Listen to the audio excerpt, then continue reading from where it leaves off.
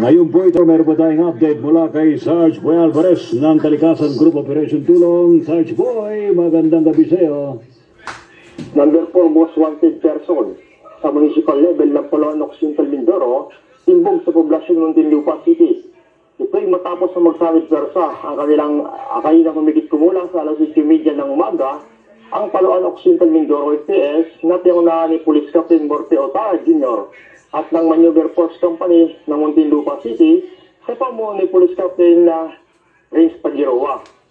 At sa bisa ng warrant of arrest ay nilabas si Presiding Judge Honorable Ulysses Delgado ng RTC Branch 44 Mambura, Occidental Mindoro na may pitsang July 15, 2016 at may criminal case number 2871 ay dito na tuloy na sa kamay ng mga otoridad ang nasabing wanted.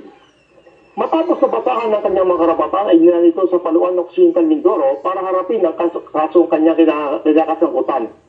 Ang wanted ay kinala si Joaquin Luque na nahalap sa kasong robbery with intimidation. Maaari lang itong makalabas pansamantala kung makakapagpiyansa ng halagang 100,000 pesos. Mula dito sa lalawigan ng Occidental Mindoro, Boy Alvarez, Kalikasan Chapter Operation Tulong, nag-uulat para sa DZRH, ang Kauna sa Pilipinas. Thank you, Sarge Boy Alvarez, mula po dyan sa Occidental Mindoro.